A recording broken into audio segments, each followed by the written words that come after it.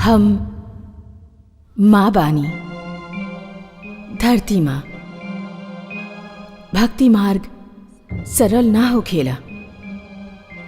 ईश्वर में विश्वास रखल देखे और कहे में साधारण बात लागेला। बाकी जसी केहू आपन ए विश्वास के घोषणा करेला, ओकर परीक्षा आरंभ हो जाला और तबे एकर निर्णय होखेला कि ये विश्वास केवल दिखावा बा अथवा इमे कौनो तथ्य भी बा। ई ओही समय सिद्ध होखेला जब ईश्वर पर विश्वास रखे वाला विपदा और यातना में भी अडिग रहेला। प्रहलाद के भी ई सिद्ध करे के पड़ रहल बा कि ओकर विश्वास ओके जीवन के दोसर नाम बा और ई सिद्ध करे खातिर उ विष, अग्नि और जल के परीक्षा में सफल हो चुकल बा। बाकी हमके पता बा कि ओके इतिहास बनावे के बा और इतिहास बनावे और इतिहास बने खातिर जौन कुछ ऊ कैलस उहे पर्याप्त नहीं खे। नियति अभी ओके कुछ और तपावे के चाहत बिया। हे सागर देव, एगो माँ के पुकार सुन ली।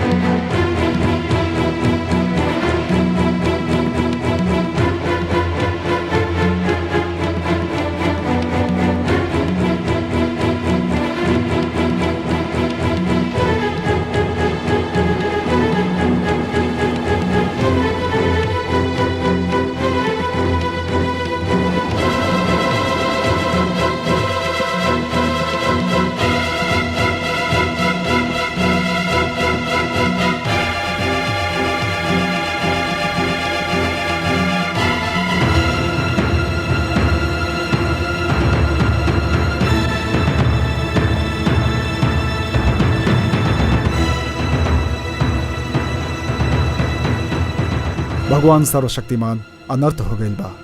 का भइल? महारानी कयाधु राजभवन छोड़ के चल गइल बानी। का? राजभवन छोड़ के चल गईली?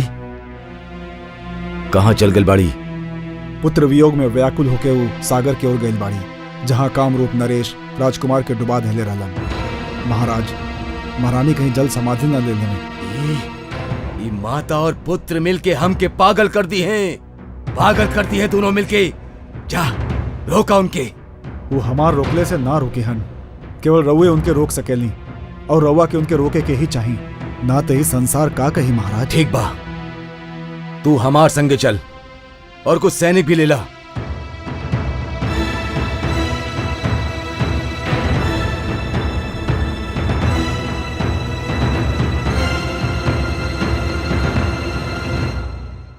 देवी, ई बालक तो जागे के नाम ही नहीं खेलेत।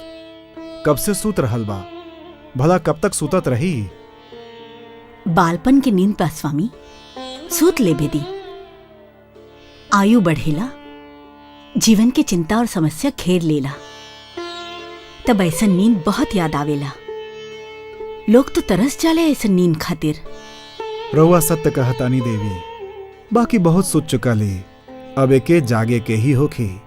कम से कम जाग के ई त देखे कि एकर ननिहाल में एकर आदर सत्कार कैसे भइल। हमके खेत बा पिताश्री।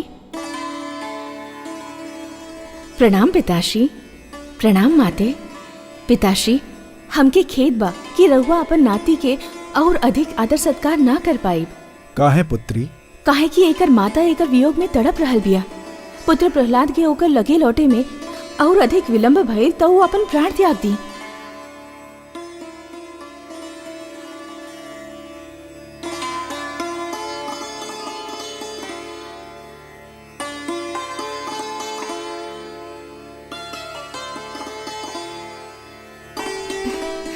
कितना मनमोहक बा हमार पुत्र।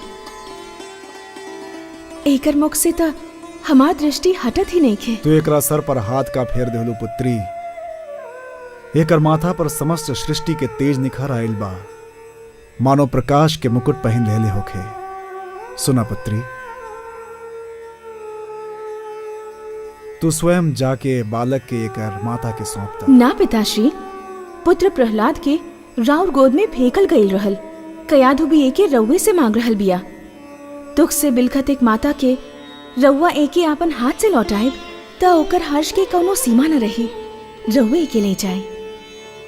तू कहताड़ू पुत्री, त हम ही है बालक के एकर माता के सौंप देब।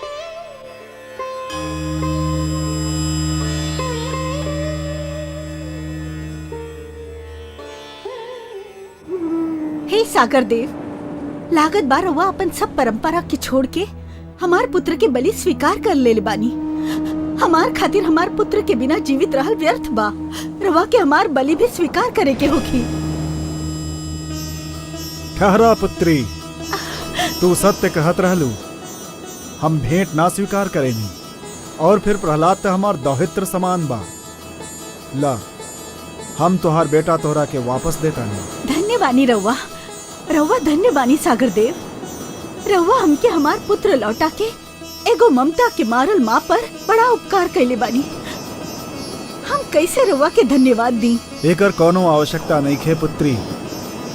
एगो माता के अपन पुत्र वापस लौटावल ऊपर उपकार ना हो खेला। ये तो हमार धर्म बा।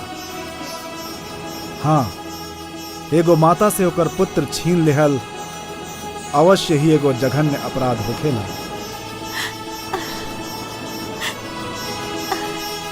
हमार पुत्र, हमार पुत्र, हमार लाल, हमार लाल, हमार लाल। माते, रउआ यहाँ कैसे और हम यहाँ कैसे आईनी? हम तो कारागार में रहनी ना। हाँ पुत्र, तोहार दुष्ट फूफा विप्रचित्ती तोहके सागर तले फेंक देले रहले। परंतु हम तो बहुत मीठा सपना देखत रहनी। हम स्वप्न में अपन नाना श्री के भी देखनी। हम उनकर गोद में रहनी। हम माता महादेवी लक्ष्मी के भी अपन लगे देखनी। कितना अच्छा रहली हो। उनकर गोद में जाके हमके ऐसा लागल जिसे हम स्वर्ग में आ गइल बानी। हमार पुत्र,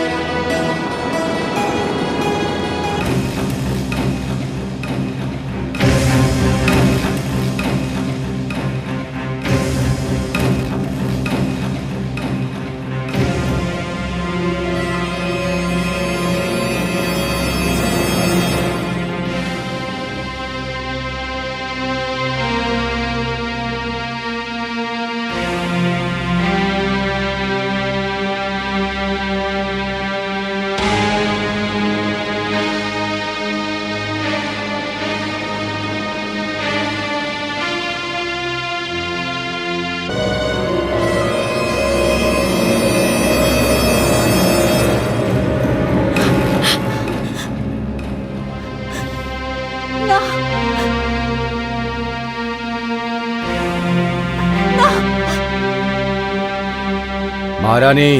ना। प्रणाम पिताश्री। दुष्ट, तो से पर्वत के ऊंचाई हार सकेले, अग्नि के ताप हार सकेला, समुद्र के गहराई हार सकेले, किंतु हम तो से हार न मानब, कदापि न मानब। सैनिक पकड़ लेके। रुक जा सैनिक। यदि क्यों हमार पुत्र के हाथ भी लगौलस तो हम एकर और आपन प्राण एक कर देब। हम भी महान असुराज तारक के महाबली सेनापति जम्बासुर के पुत्री कयाधु बानी। हमार लगे भी मायावी शक्ति बा। हम आज तक की शक्ति के प्रयोग ना कईनी। बाकी यदि क्यों हमार पुत्र के निकट भी आयल ता आज हम आपन शक्ति देखा के ए शक्ति के प्रयोग करब। एक हाथ का बाड़ा पकड़ लाए धूर्त के। सावधान, आगे मत बढ़ी दैतेंद्र, आगे मत बढ़ी। महारानी, हट जाए हमार मार्ग से। रुक जा दैतेंद्र, रुक जा। प्रणाम गुरुदेव। गुरुदेव, रउआ बहुत देर कर दीनी। रउआ होखती तो हमार संगे इतना बड़ा अनर्थ ना होत गुरुदेव। रउआ न होके से हमार संगे काका ना भई। हमार पुत्र हमार सबसे बड़ा बैरी बन गई। हमार उत्तराधिकारी हमार महानतम विरोधी बन गए गुरुदेव। हम जानत बानी दैतेंद्र, हम सब जानत बानी। तू चिंता मत कर, अब हम लौट आयल बानी, सब ठीक हो जाई।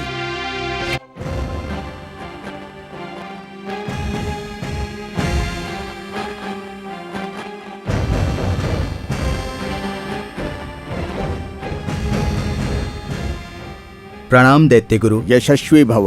प्रणाम भ्राताश्री। दुष्ट प्रहलाद के अंत हो गए भ्राताश्री, साथ हीरा और चिंता और समस्या के भी अंत हो गए। ना तो दुष्ट प्रहलाद के अंत भइल, ना ही हमार चिंता और समस्या के। वो पापी फिर बच निकलल विप्रचित्ती, फिर बच निकलल।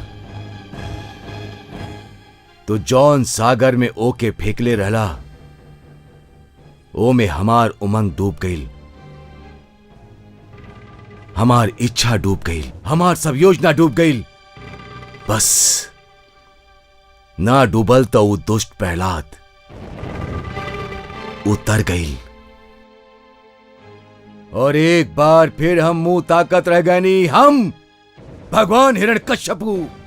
धैर्य से काम ल दैतेंद्र, इतना हताश होके के का आवश्यकता बा। कैसे हताश ना हो कि हम गुरुदेव, कैसे हताश ना हो कि हम ऊपर खड़क के बौछार कर दीनी, ओ के ऊंचा पर्वत से नीचे फेंको नहीं, हम ओके विष दिलौनी, ओके अग्नि में जलोनी।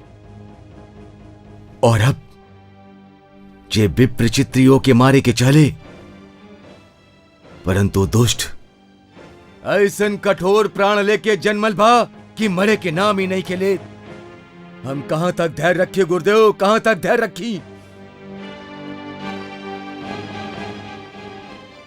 ई सब यही से भइल रहल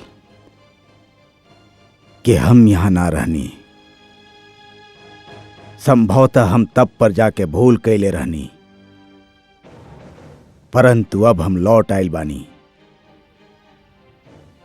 अब प्रहलाद के हमार हाथ में सौंप दा, हम ओकरा संभाल लेब।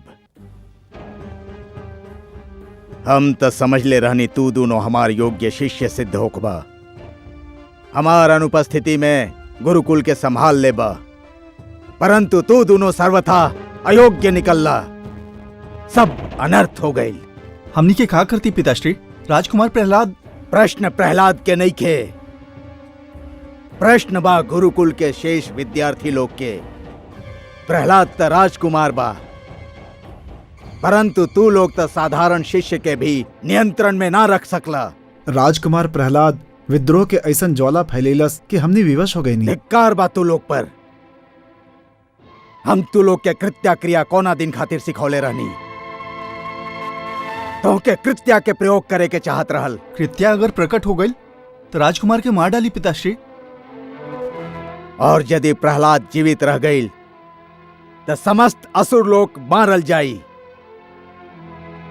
जा प्रहलाद के गुरुकुल में आवे के संदेश दा।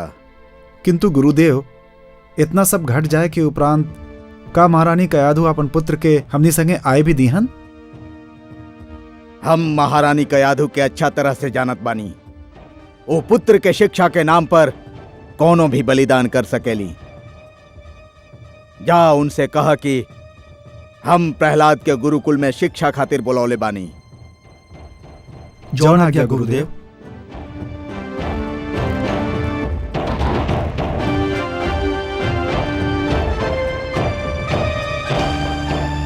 हे कमल नयन, ई कृत्या क्रिया का बा? कृत्या कृत्या एगो तांत्रिक क्रिया बा महादेवी, दुष्क्रिया कहीं। का होला ए क्रिया में? ए क्रिया में तंत्र विद्या के सहायता से एगो राक्षसी के जन्म दिहल जाला और उ राक्षसी वो व्यक्ति के मार देले जेके मारे खातिर ओके जन्म दिहल गइल बा। हाय हमार पुत्र, हे कमल नयन, कौनो सीमा भी बा ये दुष्ट लोग के अत्याचार के।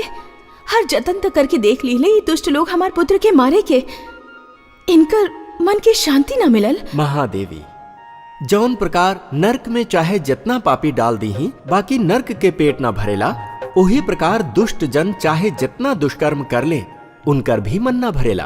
परंतु हे सर्वेश्वर, का एक कृत्या क्रिया के कौनो तोड़ नहीं खे? बा महादेवी, अवश्य बा। कृत्या क्रिया के तोड़ स्वयं ओही क्रिया में निहित बा। अर्थात? महादेवी, एक क्रिया द्वारा जौन राक्षसी के जन्म दिहल जाला, यदि वो राक्षसी आपन लक्ष्य के मारे में असफल हो जाए तो ओही लोग के हत्या कर देवेली जे लोगों के जन्म देले बाड़े।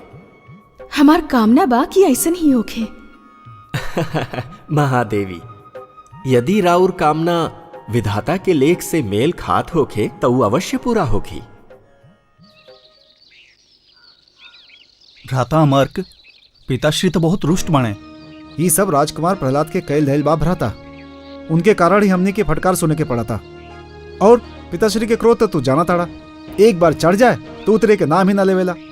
हमार मन में पिताश्री के क्रोध शांत करे के एगो उपाय सुझल बा। का? देखो भ्राता अमर्क, यदि हमनी के राजकुमार प्रहलाद के गुरुकुल आवे से पहले मार्ग में हाथी के पैर तले कुचलवा डाली तब पिताश्री के बहुत प्रसन्नता होगी और उनकर क्रोध भी शांत हो जाई। वैसे हम एकर प्रबंध भी कर ले बानी। तू भी विचित्र बात करेला भ्राता शंड। अरे पहले महारानी कयाधु के ओके हमनी के संगे गुरुकुल ले जाए के अनुमति तो देवेदा, अकारण अंधकार में बाढ़ फेंकत जा रहल बाड़ा। चला अब।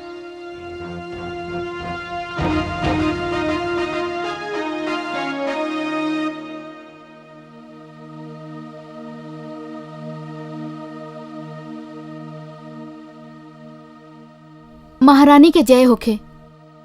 असुर के गुरुकुल से गुरुजन शंड और अमर्क रउआ से मिले आयल बड़े। शंड और अमर्क अब वो यहाँ काहे खातिर आयल बड़े? वो कहत बड़े कि उनका रउआ से मिलल आवश्यक बा।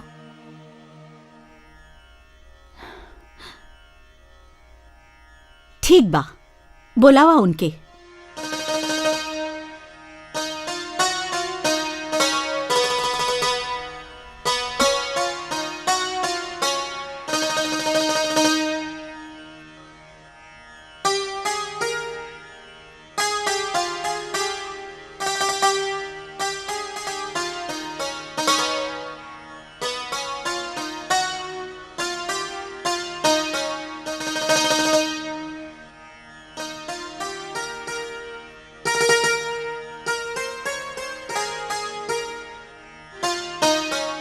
प्रणाम महारानी। राजमाता की जय होखे। प्रणाम गुरुजन।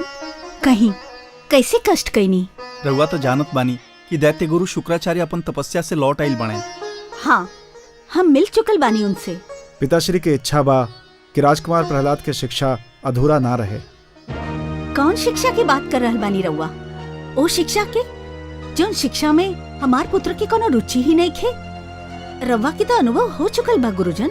तब बात और रहल महारानी, राजकुमार प्रहलाद के शिक्षा के भार हमनी के सौंपल गइल रहल और रुआ के तक ज्ञात बा कि हमनी दोनों के इतना अनुभव ना रहल, परंतु अब पिताश्री शुक्राचार्य स्वयं लौट आइल बने। तो का भइल? का अंतर आई उनका आवे से? पिताश्री के शिक्षा देवे के ढंग बहुत अनुपम बा महारानी। वो स्वयं शिक्षा दी हैं तो संभव बा राजकुमार प्रहलाद को संभल जाए और भगवान हिरण्यकश्यप के क्रोध भी कुछ कम हो जाए।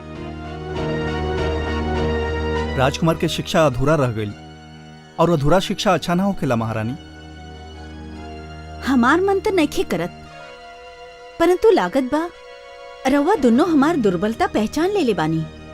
हम अपन पुत्र के पूर्णता शिक्षित देखे के चाहत बानी। तो फिर देर काहे के? बुलाई उनके। हमने पिताश्री के आदेश पर उनके अपने साथ गुरुकुल ले जाए आयल बानी। बाकी हमार पुत्र की सुरक्षा के का होखी? वो पिताश्री के रक्षा में रही हैं और फिर हमनी भी तो बानी। रउआ तो जानत बानी कि जब तक हमनी के संगे गुरुकुल में रहले हमनी के उनको कोनो कष्ट ना होके देने।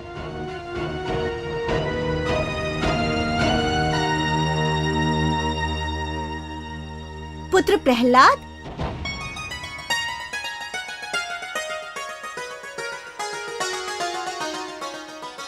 प्रणाम गुरुजन। आयुष्मान भव शिष्य। तेजस्वी भवा शिष्य। पुत्र प्रहलाद, तोहार गुरुजन तो के अपन संगे गुरुकुल ले जाए आयल बाड़े। उनके गुरु शुक्राचार्य भेजले बाड़े। ये तो बहुते शुभ समाचार बा। हमके बहुत दुख रहा कि हमार शिक्षा अधूरा रह गई। त तू जइबा उनके संगे? हाँ, अवश्य जाइब। पुत्र, तो के भय ना लागेला? भय? कौन बात से भय माते? शिक्षा से भय या गुरुकुल जाए से भय? जो शिक्षा और गुरुकुल से डराले वो जीवन में कुछ ना कर पावेले। परंतु पुत्र, तो के कुछ हो गइल त? हमके अब तक कुछ भइल माते। रउआ चिंता मत करी, हमके कुछ ना होखी। हमके जाए के अनुमति दीही।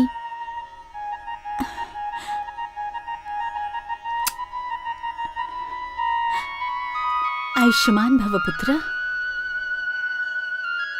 चली गुरुजन, हम गुरुकुल जाए खातिर बहुत व्याकुल बानी।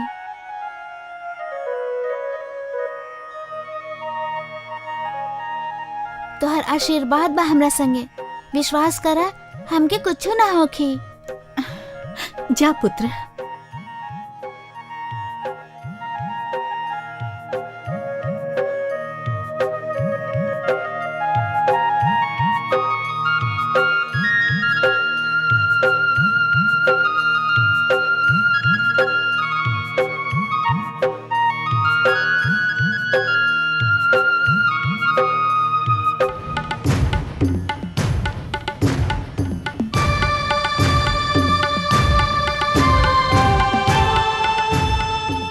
प्रणाम गुरुवर। का समाचार ले आयल बड़ा सेनापति? शुभ समाचार बाद दैत्य गुरु।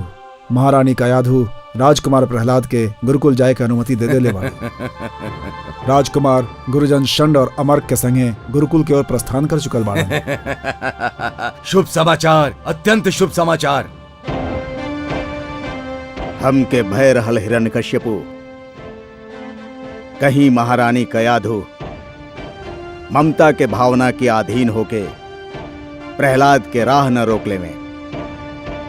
बाकी दैत्येंद्र, इत रउआ खातिर अत्यंत शुभ समाचार बा कि वो ऐसा ना कैली। अब रउआ सब कुछ हमरा ऊपर छोड़ दी। या तो हम प्रहलाद के सीधा राह पर ले आइब, या सदा सदा खातिर राव राह से हटा देब।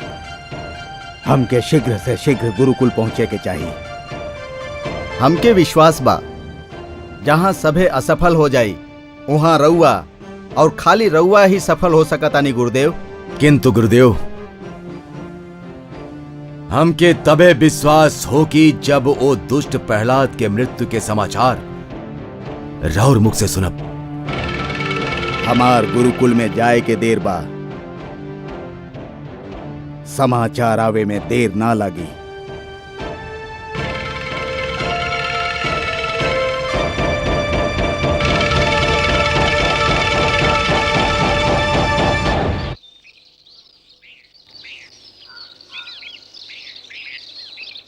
गुरुजन, रउआ सब माता श्री के मना के हम पर बड़ा उपकार कईनी। हम अपन गुरुकुल के मित्र से मिले खातिर बड़ा व्याकुल रहनी। वो भी तोके देख के बहुत प्रसन्न होखी हैं। क्या उनके ज्ञात बा कि हम वहाँ आ रहल बानी? ना ना, हमने ये निर्णय ले ले रानी कि अचानक तो के उनके समक्ष ले जाके उनके अचंभा में डाल देहल जाई। हाँ। अरे ये आवाज कैसन? हाँ, शिष्य प्रहलाद, तू इहे ठहरा। हमनी के देख के आवत बानी कि हाथी कहाँ से आ रहल बा। अब भ्राता अमर्क। हाँ, यही ठहरी। हाँ,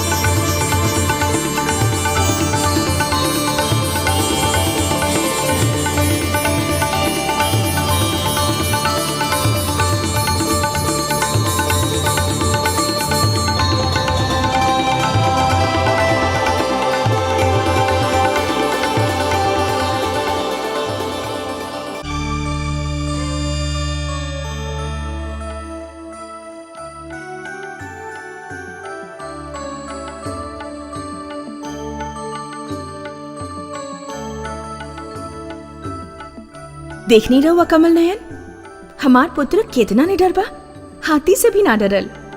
ओकर समक्ष डटल रहल, ऊ सिर झुका के चल गई। महादेवी राउर पुत्र के ईश्वर पर इतना अडिग विश्वास बा कि ऊ मृत्यु से भयभीत होखल छोड़ देले बा। ऊ जानत बा कि ओकर जीवन और ओकर मृत्यु दोनों ही ईश्वर के हाथ में बा। ओ हाथी के भारी भारी पैर तले ना। रहुआ सत्य कहनी कमल नयन, मृत्यु से का भयभीत होखल, ई त एक दिन आके ही रही, किंतु मृत्यु के भय से जीवन के सुख चैन खोवल मूर्खता बा, और ई भेद हमार पुत्र जान ले ले बा। ऐसे भी ऊ इतना यातना झेल ले बा कि अब ओकर खातिर मृत्यु अर्थहीन हो गई बिया। यही से त ऊ मृत्यु से भयभीत होकर छोड़ देले बा। महादेवी जे मृत्यु से डरेले, ऊ जीवन जिए खातिर सिद्धांतहीन समझौता करे लागेले, और ऐसन सिद्धांतहीन जीवन मृत्यु से भी बुरा होखेला। महादेवी इतिहास साक्षी बा कि जीते ले तो ऊ है जे मृत्यु के भय पर विजय पा ले, और सिद्धांतहीन जीवन जिए वाला तक कायर होखेले। महादेवी जैसे षंड और अमर्क, हमके त इनकर कायरता पर हंसी आ रहल बा। गुरु षंड,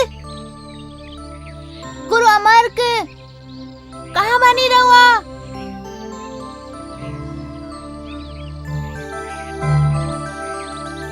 कहाँ चल गई रहनी रहुआ दोनों? हमनी के कहीं ना, हमनी के तो यहीं रहनी। हाँ का रहुआ हाथी से भयभीत हो गई रहनी? नाना, हमनी कहाँ भयभीत हो, कब कहाँ है भ्राता हाँ, षंड? बिल्कुल बिल्कुल, हाँ। हमनी के तो रोजे हाथी के संगे खेले नहीं बाना। हाँ परंतु गुरुजन, लागत बाई हाथी हमने संगे खेले ना आई रहे, कुछ और करे आयल रहे। कुछ और? चली गुरुजन, गुरुकुल में हमने के प्रतीक्षा हो रहा होखी। हाँ चला चला।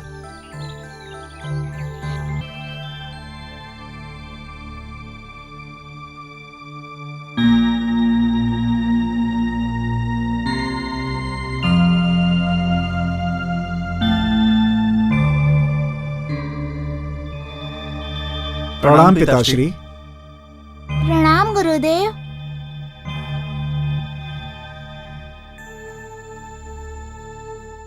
आयुष्मान भव। तू दोनों बाहर जा पुत्र,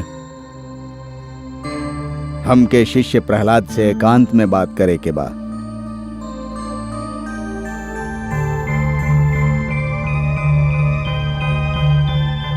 शिष्य प्रहलाद, प्रसन्नता भइल तोहके देख के।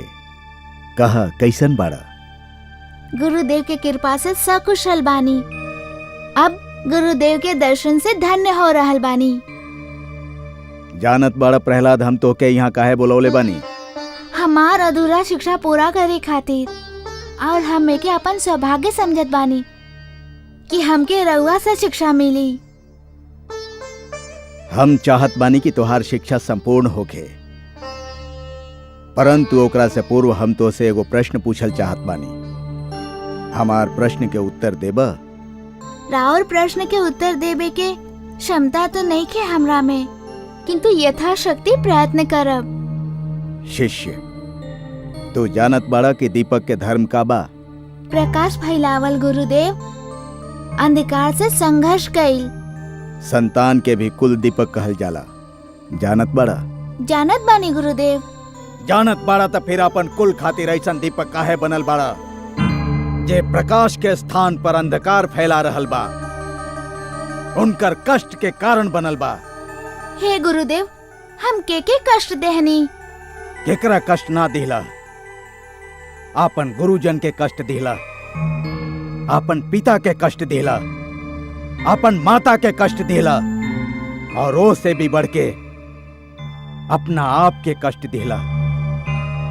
तोहके कटार के तेज धार पर रख दिहल गईल, पर्वत से गिरावल गईल, विष पिलावल गईल, नाग के बीच छोड़ दिहल गईल, अग्नि में जरावल गईल, सागर में डुबावल गईल। परंतु ये सब हमरा खातिर कष्ट सिद्ध ना भइल। ये सब तो हमार परीक्षा सिद्ध भइल, और कृपा से हम ई परीक्षा में सफल भइनी। संभव बा, किंतु तू अपन माता पिता और समस्त असुर लोग के कष्ट के कारण बनल बाड़ा। ओकर का उत्तर बा तोहरा लगे? हे गुरुदेव, यदि उनकर कष्ट के कारण हम होती तो विश्वास करी हम अपना हाथे अपन जीवन के अंत कर लेती, परंतु इस सत्य रउआ भी जानत बानी और हम भी जानत बानी कि उनकर कष्ट के कारण हम नहीं खी। त के बा उनकर कष्ट के कारण? हमार प्रश्न के उत्तर द प्रहलाद। हम नतमस्तक होके रउआ से क्षमा याचना करत बानी गुरुदेव, परंतु रउआ हमके उत्तर देवे के आदेश दे ही देले बानी, तो हमार उत्तर भी सुन ली। उनकर कष्ट के कारण रउआ बानी।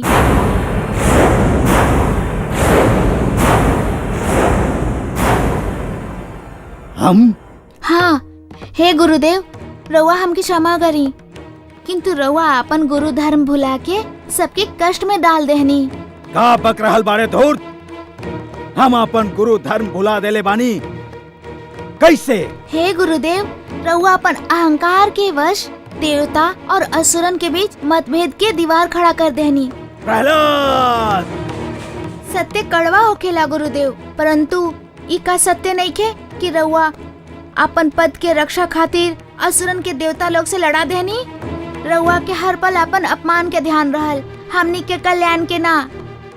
रउआ स्वयं व्रत करनी, बाकी असुरन के व्रत करे से रोके नी। रउआ स्वयं तप करेनी, बाकी असुरन से कहनी कि दूसरन के तप भंग कर दे। रउआ शिक्षा के विभाजित कर देले बानी। अपन पुत्र और राजकुमार खातिर शिक्षा के कुछ और नियम बनौनी और साधारण असुर बालकन खातिर कुछ और। हे गुरुदेव, गुरु ऊ होखेला जेकर चरण छूते ही मन में ज्ञान के उजाला फैल जाला, परंतु रउआ कैसन गुरु बानी जी राउर चरण छुवेला ओकर मन में अहंकार के अंधकार डेरा जमा लेवेला। बंद करी विषैला प्रलाप। ना गुरुदेव, आज सुन ही ली, काल लेबे दी हमके अपन मन के बात। हमार पिताश्री ईश्वर होके के घोषणा कर देहले, रउआ चाहती तो उनके रोक सकत रहनी, उनके अंधकार में भटके से बचा सकत रहनी, परंतु रउआ उनके उकसौनी, उनके और बढ़ावा देहनी, और अब वो इतना दूर जा चुकल बाड़े कि उनकर लौटल संभव नहीं खे। दुष्ट बालक, हमार तमन में आवत बा कि हम यही क्षण तोहार गला दबा के तोके मार डाली। तो दबा दी गुरुदेव, रउआ हाथे हमके मृत्यु प्राप्त भइल तो हम एके अपन सौभाग्य समझा। अवश्य प्राप्त होके दुष्ट, अवश्य प्राप्त होके। हम तोहार सिर पर काल के छाया मंडरात देख रहल बानी। हट!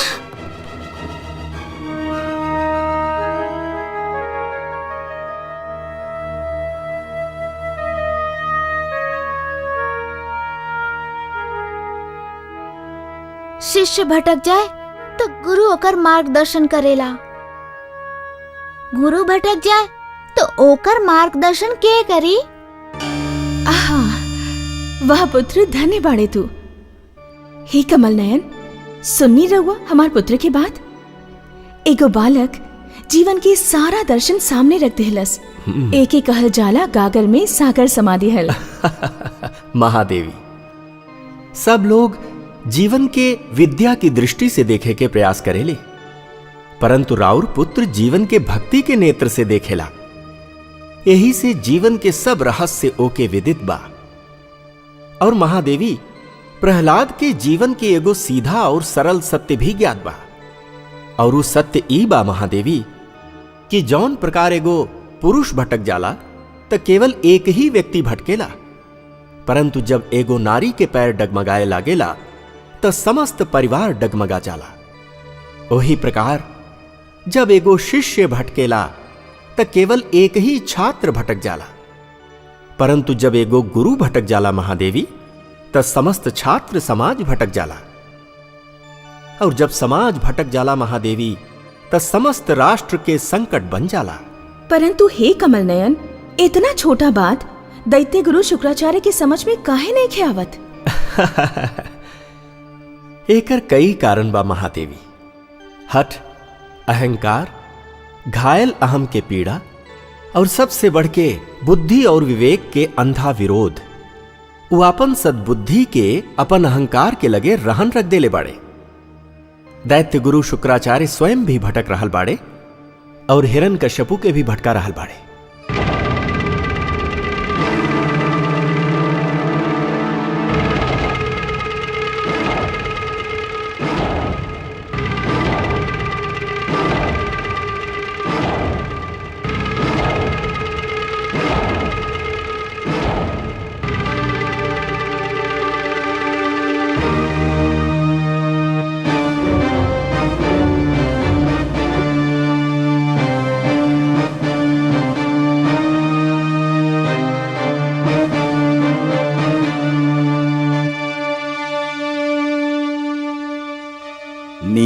आ रहल दैत्येंद्र। ना गुरुदेव, जब तक वो दुष्ट प्रहलाद जीवित बा, हमार आंख में नींद कहां। वो हमके हर पल व्याकुल करत रहेला गुरुदेव। त समझ ल तोहार व्याकुलता के अंत हो गई। चैन के नींद सुत जा दैत्येंद्र। अब तोहार निद्रा में केहू विघ्न ना डाली। हम समझत रहनी हम प्रहलाद के समझा ले, ओकरा सीधा राह पर ले आए, परंतु ई हमार भ्रम रहल। जे मृत्यु से मैत्री कर लेले होखे, ओकरा जीवन के संग ना सुहाला। हम ओकर वध करके ही तोहरा लगे अइती, परंतु ऊ तोहार पुत्र बा, तोहार कुल दीपक बा, तोहार शरीर के अंग बा। यही से हम तोहके ही बतावे आइल बानी कि हम ओकर वध करे के निर्णय कर लेले बानी। सुंदर, अति सुंदर गुरुदेव। हाँ शिष्य, हम तो से यह कहे आइल बानी कि तोहार पुत्र भोर के सूर्य ना देख पाई। जा, चैन के नींद सुत जा। धन्यवाद गुरुदेव, रउआ के कोटि कोटि धन्यवाद। हमके तोहरा पर गर्व बा शिष्य कि तू असुरलोक खातिर और अपन प्रजा के धर्म बचावे खातिर आपन संतान के भी त्याग सकेला।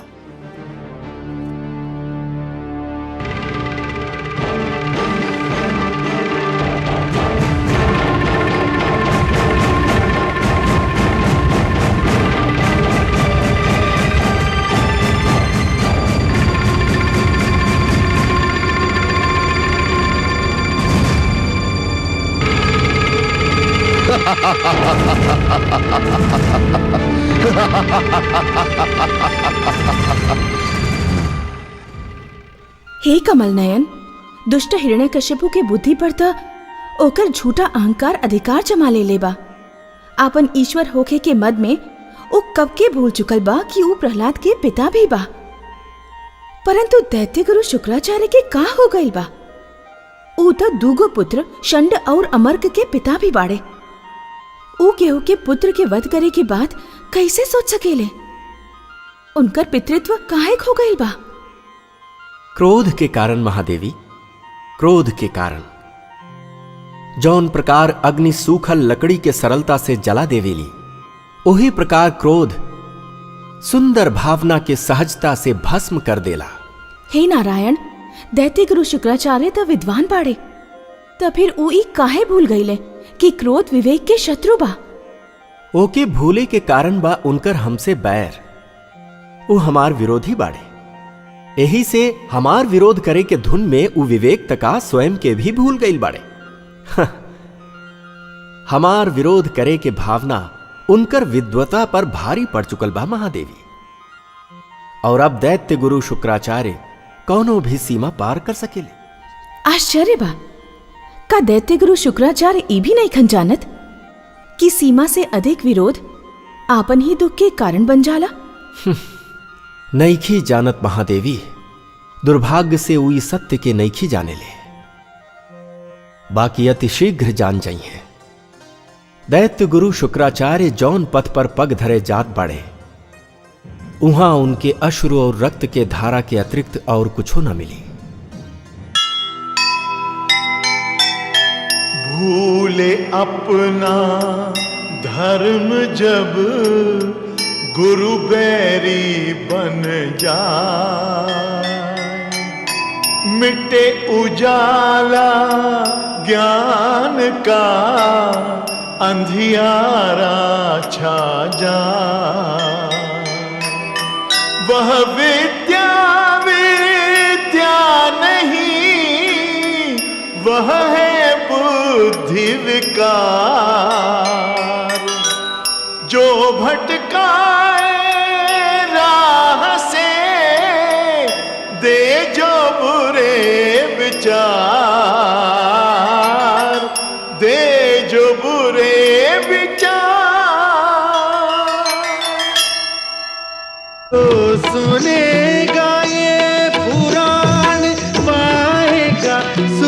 और ज्ञान, आएगा सुख और ज्ञान।